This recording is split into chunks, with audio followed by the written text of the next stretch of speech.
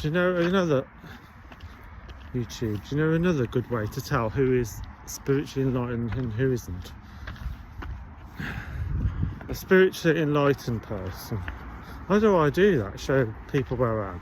Oh, I think it was because David used to say, he used to say take a video of where you are. That must be it probably. You know another way to tell who is spiritually enlightened and who isn't? Basically, a spiritually enlightened person will sit on the floor, and I don't mean the floor in a house, I mean they will sit on the pavement without any thought of whether it's humiliating or not, because they're above that level. So the average person will walk past them and scowl at them or whatever. But the fact is, a truly spiritual person is very humble, because they're not in their body, their soul is beyond their body. Who they really are, their Atma, is beyond the body. So, yes, I know. Yes, I know I'm doing the right videos on YouTube. Yes. So I've got two different, no.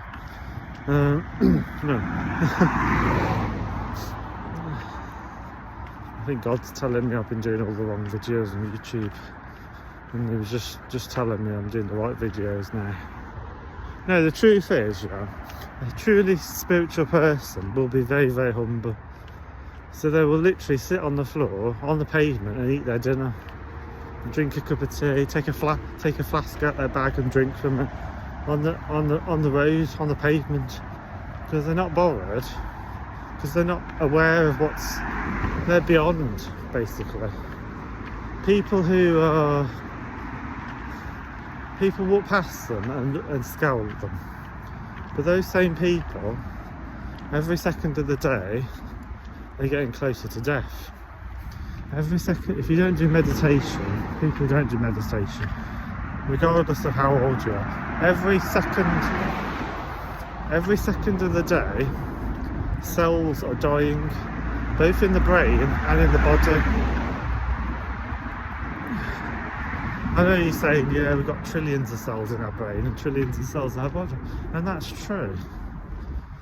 And that is true. That's why people don't just die straight away. It takes them like 80 or 100 years or whatever, 80 years or something like that, 80, 90 years. But the one that colonises their mind, that spiritually enlightened person doesn't die,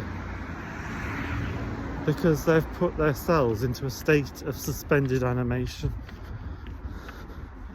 They can make them go to sleep, basically. They can make all the cells in their mind and their body go to sleep at will.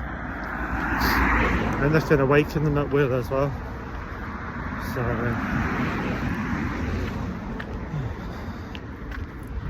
not too bad, about half an hour walking.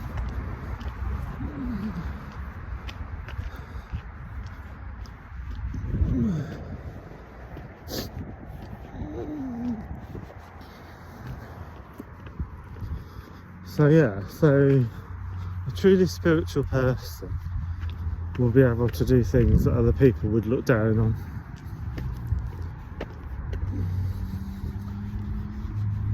And that's how you can tell who is spiritual and who isn't. Because a spiritual person, a good example is Swami Rama. He used to stay in expensive hotels because his disciples used to insist on it a lot of the time, but as soon as they left, he used to get his blanket and put it on the floor and sleep on the floor. That is a good example of a spiritual person. It doesn't matter where they are, they would probably sleep on the floor, or they're beyond the spiritual, so they just do things that is just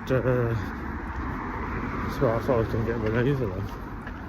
They will do things regardless of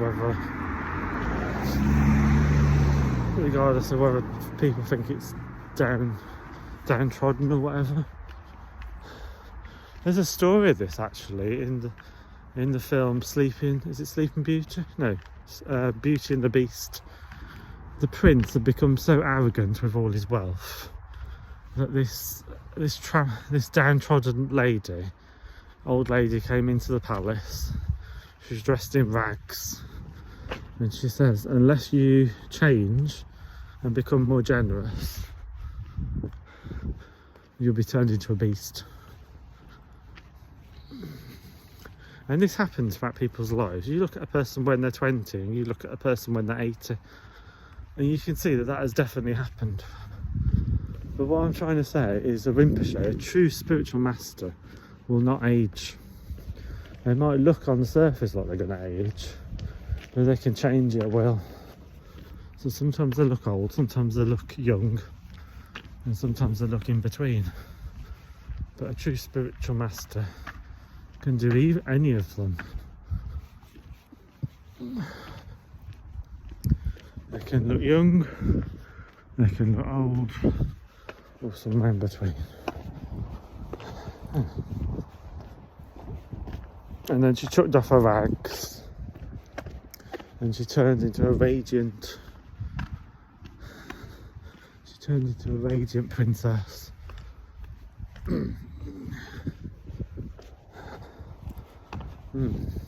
So I just heard a word that it was in the Devon area of France it took place. Interesting. Yeah, very interesting. Apparently it took place in the Auvergne. No, it's Auvergne. It's not Devon. It's Auvergne, in the Auvergne area of France. It took place apparently.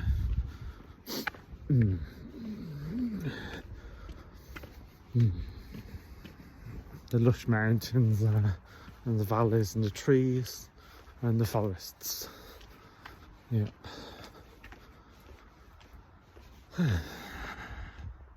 What sound is that? Say ram, say ram, say ram, say ram.